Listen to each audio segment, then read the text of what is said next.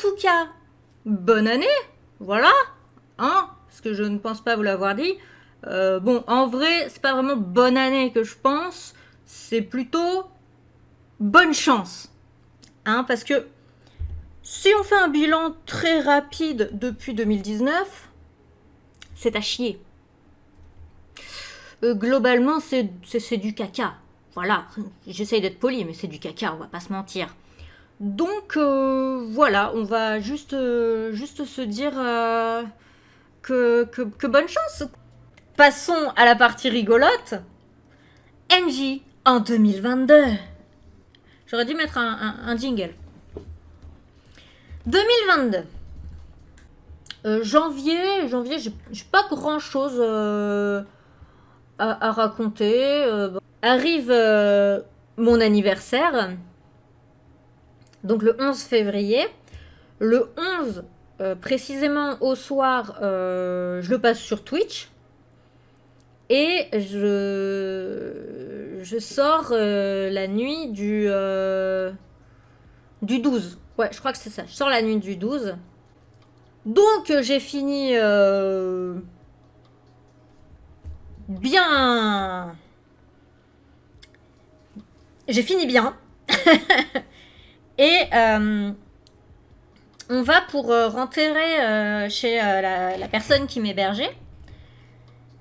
Et son appartement, vous savez, c'est les vieux immeubles de centre-ville. Je pense que toutes les villes ont ce genre de vieux immeubles avec les vieux escaliers en bois vaguement lustrés et surtout avec des marches pas droites. Donc ma pote me dit ouais, par contre pose tes chaussures parce que j'étais en talons. Ce sera mieux. Sauf que j'étais en collant en dessous. Les collants sur ce genre de matière comme le bois et tout, c'est pas bon non plus en fait. Je sais pas, je pense que je me serais cassé la gueule dans les deux cas. Mais je pense que j'aurais finalement peut-être plus de chance en talons parce que j'aurais peut-être fait plus attention de peur de tomber. Que là du coup bah, j'étais sans chaussures donc je suis partie en mode YOLO. Arrive le moment fatidique où je commence à glisser un peu. Du coup, je sens mon pied qui va vers l'avant de la marche et mon sac à main dans lequel il y avait le gros jeu de société et tout, qui lui par contre part en arrière. Vous voyez, le corps ne part pas dans le même sens. J'essaie de me rattraper à la rambarde, sauf que pareil, c'est un bois un peu lustré chelou, donc ma main elle le rattrape pas du tout. Et donc je m'étale en arrière. Et clairement, j'ai mal. Ma pote ramasse mes affaires. Alors déjà, je vais vous raconter, mais je pense qu'elle est aveugle de chez aveugle, parce que j'ai eu beaucoup de chance. Donc on monte chez elle au deuxième étage. J'avais très mal à une des deux jambes et aux épaules. Mais vous savez, bah t'es bourré quoi, donc t'as mal, mais t'as pas trop mal non plus. Et elle me sort quand même, franchement, heureusement que ça a pas l'air si grave que ça, parce que bon, moi j'ai pas envie d'avoir à appeler les urgences. Donc j'essaie de m'endormir tant bien que mal sur le dos pour essayer de limiter un petit peu les douleurs. Mais on va dire que plus la soirée, enfin plus la nuit avance et plus l'alcool redescend, plus j'ai mal. Dans la nuit, je vais pour boire un verre d'eau et faire pipi. C'était surtout ma jambe à ce moment-là qui me faisait mal parce que bah, mes bras je les bougeais pas spécialement. Mais je vous jure, je sais pas combien de temps j'ai mis, mais j'avais mal, mais mal et tout. Et donc arrive le matin et tout. Première chose que je fais, je cherche mon portable pour regarder l'heure. Je le trouve pas dans mon sac à main. Et je me rends compte que mes clés de voiture sont pas non plus dans mon sac à main. Ça m'étonne, je me souviens vraiment d'avoir mis mon... Enfin, je sais que j'ai bu, mais je suis quelqu'un d'un peu parano, et c'est vrai que c'est le genre de truc que je check tout le temps. Donc ouais, je me rends compte qu'il me manque quand même mon téléphone portable, qui m'a coûté un petit peu cher quand même, et mes clés de voiture. Sans lesquelles je vais avoir du mal à rentrer, hein, clairement. Donc je lui demande, elle dans sa chambre, elle s'en bat les couilles, hein, clairement. Donc je descends au cas où les 2 étages parce qu'elle m'a bien dit ah non non mais moi j'ai tout ramassé. Je sais pas ouais, vas-y je vais quand même checker tu vois en bas des escaliers ou dans les escaliers. Bon à mon avis l'hôtel je me le suis fait piquer tu vois mais bon, au moins les clés de bagnole, quoi. Je vois pas pourquoi on me piquerait mes clés de voiture parce que, bah, il faut trouver la voiture qui va avec. J'arrive donc en bas. Je précise que c'était un sol en espèce de carrelage, je sais pas quoi, blanc. Il y avait mon portable qui est noir, donc sur le sol blanc on le voit bien. Et mes clés de voiture qui pareil sont noires avec un porte-clés quand même assez grand quoi. C'est pas juste une petite clé quoi. Genre la clé elle fait ça fait un truc en rectangulaire noir. Et c'est que plus tard que je me suis fait une réflexion. Donc le portable et les clés étaient tombés de mon sac parce que je n'avais pas pu le fermer parce que j'avais le jeu de société qui dépassait. Je me demande si en fait quand je suis tombée en arrière, si c'est pas à ce moment-là du coup que mes trucs sont sortis et que mon épaule ne s'est pas éclatée contre le téléphone et les clés. Ce qui expliquerait en partie pourquoi je n'avais rien à l'autre épaule et pourquoi je n'avais rien au crâne. Donc bref, je rentre chez moi. 2 jours après, j'ai toujours super mal à l'épaule. Et donc, je vais quand même chez un médecin qui m'ausculte. Donc en fait, je peux lever le bras, si vous voulez, genre sans souci. Mais quand je veux le baisser, je hurle, un truc de malade. Le mec me dit ah vous avez dû vous étirer les tendons quand vous avez voulu vous rattraper. Je lui dis que c'est bizarre parce que je me suis rattrapée avec ce bras-là sur les escaliers et j'ai mal à celui-là. Et il me dit oui mais c'est possible que vous avez attrapé avec les 2 bras et comme c'est celui-là. Donc je me suis fait mal du coup dans la nuit du 12 au 13, bon vu l'heure on va dire le 13. Le 23 j'ai toujours aussi mal. Mettre des t-shirts c'est infernal. Donc j'appelle le 15 pour avoir leur avis si ils pensent que voilà ce que je leur dis que on m'a dit que c'était les tendons que j'ai fait tout ce qu'il fallait machin est-ce que ça vaut le coup que j'aille aux urgences. Donc la dame me dit bah écoutez oui si ça fait 10 jours écoutez allez faire une radio ça peut être une bonne idée. Donc bah je vais du coup là-bas. Bon au départ comme j'explique au médecin qu'on m'a dit que c'était probablement les tendons. Les gars me disent ok, voilà, c'est peut-être c'est vraiment ça et tout. On va faire une radio. Donc, 10 jours après m'être fait mal, je vais donc là-bas, je fais ma radio et le mec qui fait la radio, hein, je précise même pas le médecin, donc je fais une radio un peu sur le côté, une radio vraiment de face et tout.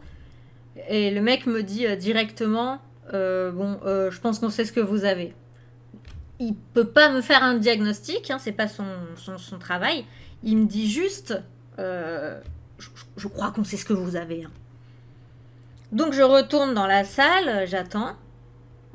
Le médecin arrive et parce que maintenant, ils font plus d'impression en fait des radios. C'est un espèce d'envoi par ordinateur, ça évite de gaspiller quoi.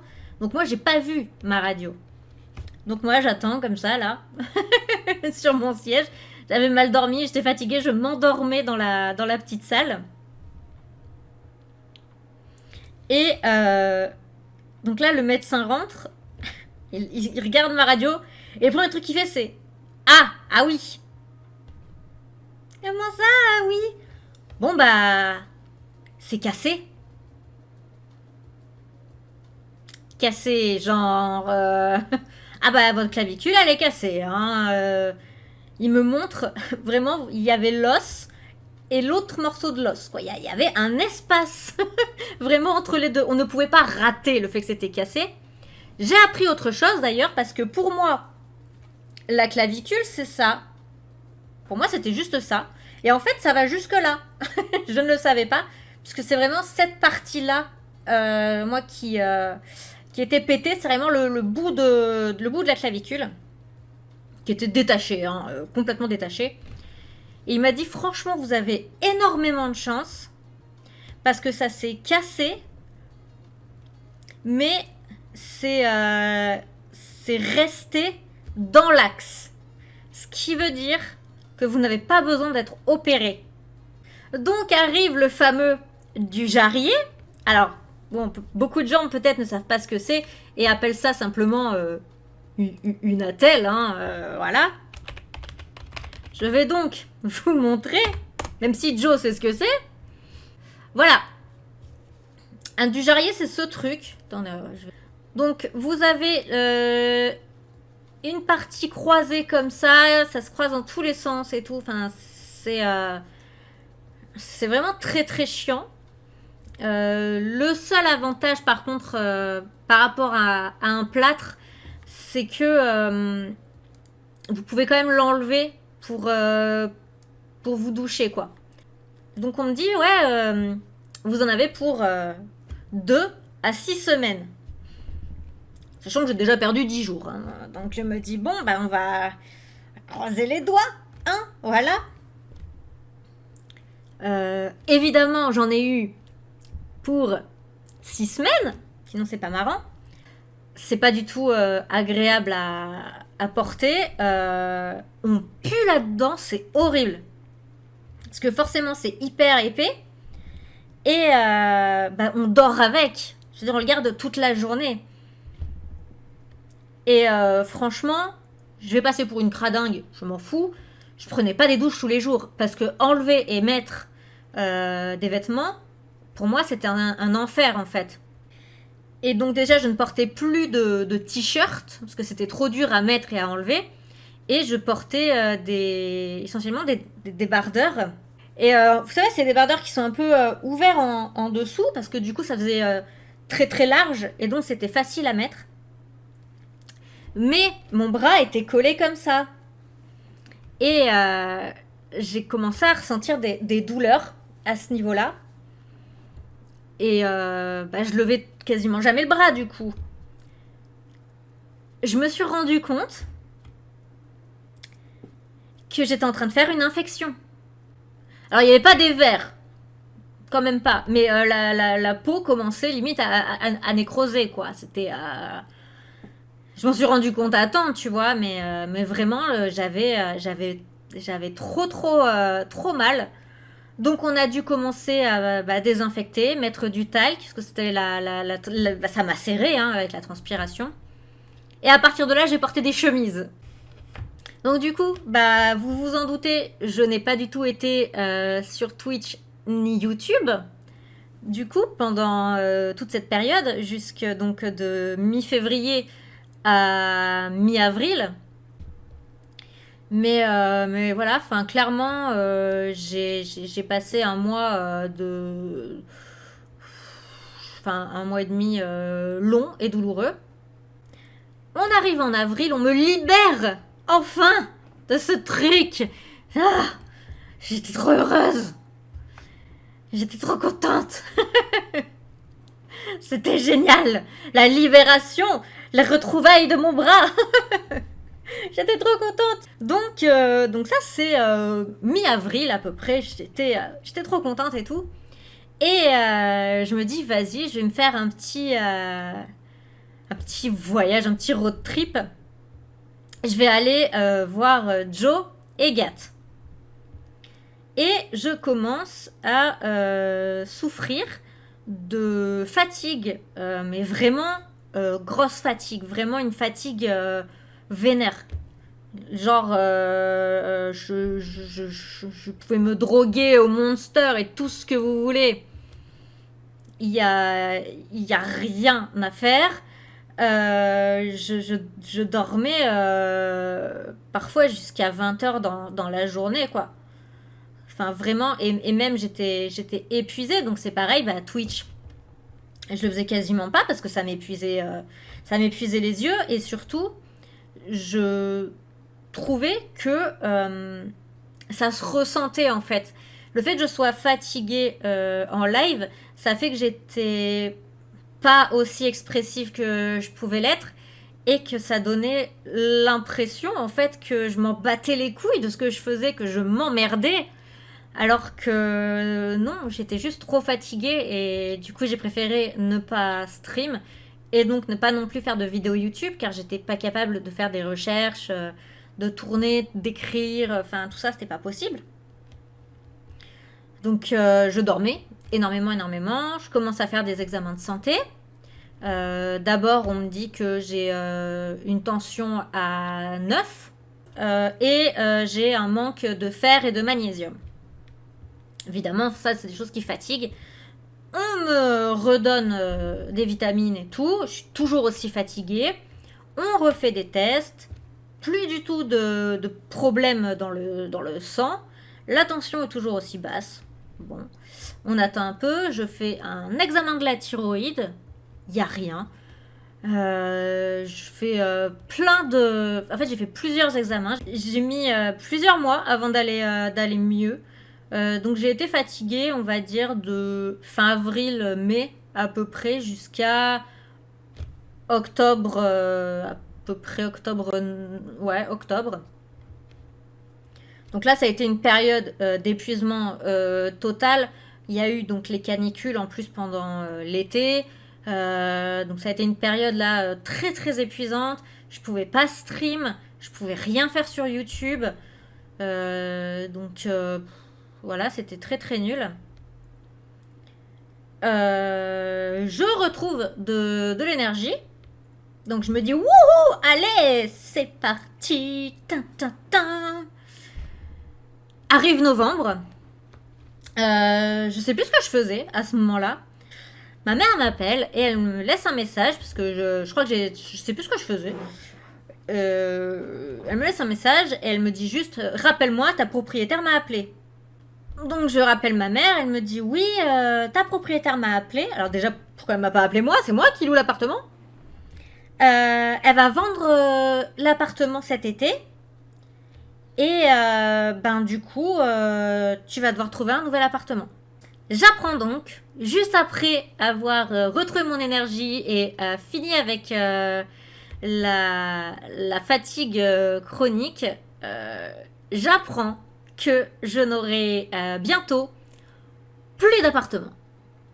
Arrive début décembre, je passe le contrôle technique de la voiture. Elle ne passe pas. Donc, on va faire un devis. 227 €. À force de négociations, de bordel et tout, j'ai réussi à faire baisser le devis. Donc la voiture est passée au garage le 28. Et le 2, il y a 2 jours, j'ai fait la contre-visite. Et là, la voiture est passée. Donc, on va dire que ça fait 2 jours que je suis au moins soulagée pour l'histoire de la bagnole. Pour l'histoire de l'appartement, je sais toujours pas ce que ça va donner.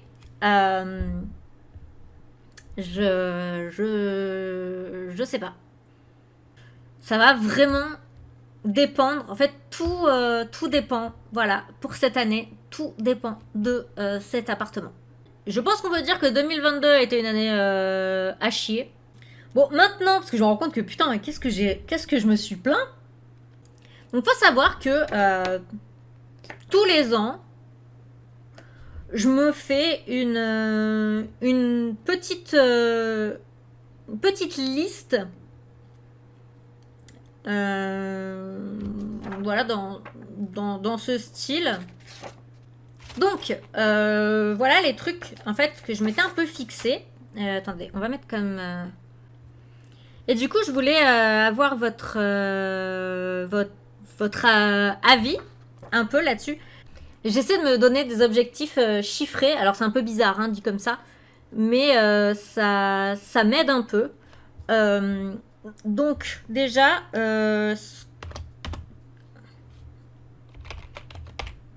je vais essayer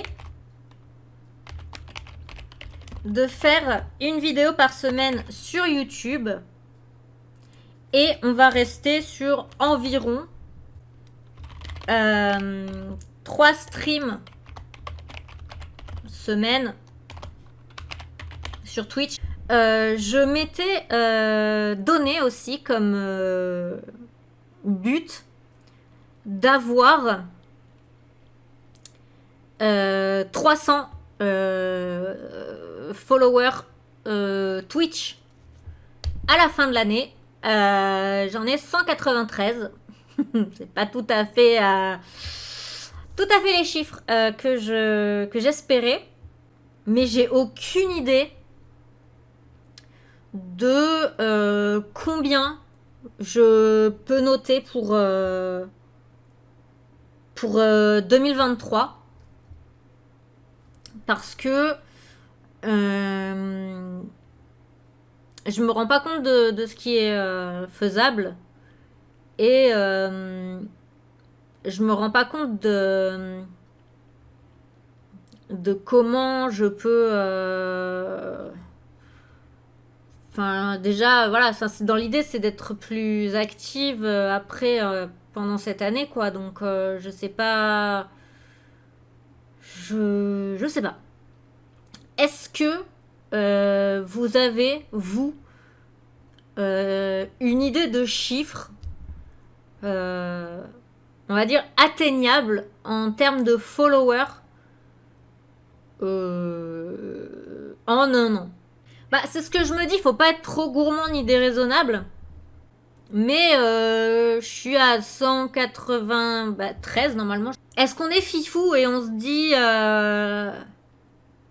250 en tout, pas 250 nouveaux. C'est-à-dire que d'ici le 31 décembre, je serai à 250 abos.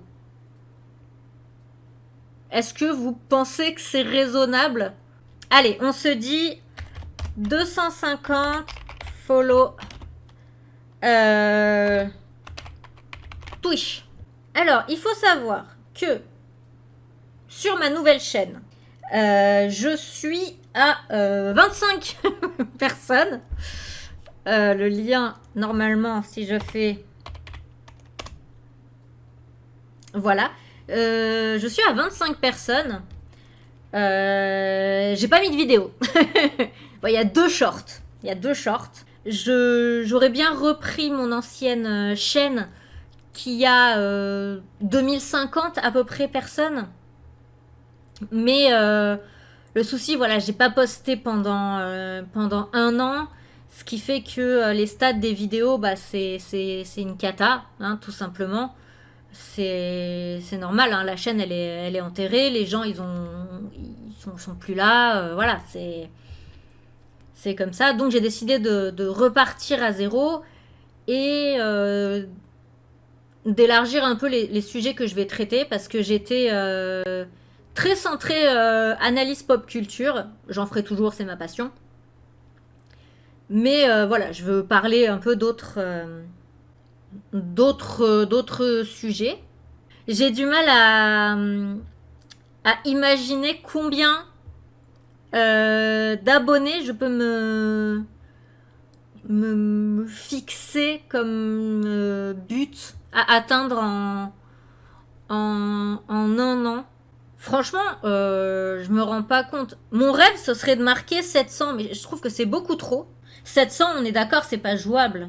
Ça dépend, suffit qu'une vidéo qui buzz de ouf, et voilà, mais il faut du bol. Il y a des gens qui partagent leur grand-mère. Bah, on va pas partager nos grand-mères. On laisse mémé et mamie tranquille. Non, mais c'est pour ça que je cherche un chiffre réaliste. Parce que oui, tu buzzes, tu peux monter... je peux parfaitement finir l'année à 10 000. Hein, en soi, c'est un truc où on peut pas... où, évidemment, on peut pas savoir. Mais j'essaie de me donner un objectif raisonnable. Je réfléchis. J'ai besoin de ma calculette. La meuf a réfléchi avec une calculette. J'ai dit qu'en 3 ans, je m'étais fait environ 2000 abonnés. Oh, ça aurait fait 666 abonnés par an. 600. Est-ce que c'est jouable? Allez, on va dire 300. 300 abos sur YouTube. J'ai même envie d'être folle. Tant pis, je serai déçue. Mais c'est ce que j'avais marqué l'an dernier. 400. Allez, on est fou. Voilà, après, bah, comme je vous dis, tout ce qui est les autres réseaux, TikTok, tout ça, je connais pas assez bien. Bon, écoutez, je pense que on va déjà sauvegarder. Je vais clôturer du coup ce live sur une petite tradition japonaise. Est-ce que vous connaissez les daruma? Les daruma. Alors, un daruma, c'est une figurine qui, en fait, a pour objectif de fixer un vœu. Ils sont un peu sous forme d'œuf, ils ont 2 yeux. Paraît logique. C'est des figurines japonaises à vœux. En fait, le principe est simple. Donc, leurs yeux sont vides. Tu fais alors, on voit pas bien qu'il a des pupilles à cause de la lumière, mais il y a des pupilles blanches sur son teint pâle. Hein, voilà. Tu remplis sa pupille quand tu fais ton vœu. Et quand ton vœu est réalisé, tu fais le deuxième œil. Voilà. Du coup, j'ai envie de faire ça. J'ai envie de me faire mon petit daruma pour me fixer des objectifs que j'ai cités. Je pense que l'objectif que je vais me donner, c'est de rester active jusqu'à la fin de l'année sur, du coup, Twitter, non, sur YouTube et Twitch. Est-ce que je remplirai le deuxième œil dans ma dernière vidéo, du coup, de l'année 2023? Je l'espère. Mais j'ai envie, du coup, de remplir en tout cas son premier œil avec vous. Et en espérant remplir le deuxième aussi avec vous. Voilà, en live. Donc attention, c'est un moment un peu solennel. Voilà, qu'on fait ensemble. Je fais le vœu avec vous d'être active tout 2023 sur Twitch et sur YouTube pour votre plus grand plaisir et de vous faire kiffer, voilà, cette année, de faire des choses qui vont vous plaire et qu'on passe une bonne année tous ensemble. Et donc je remplis.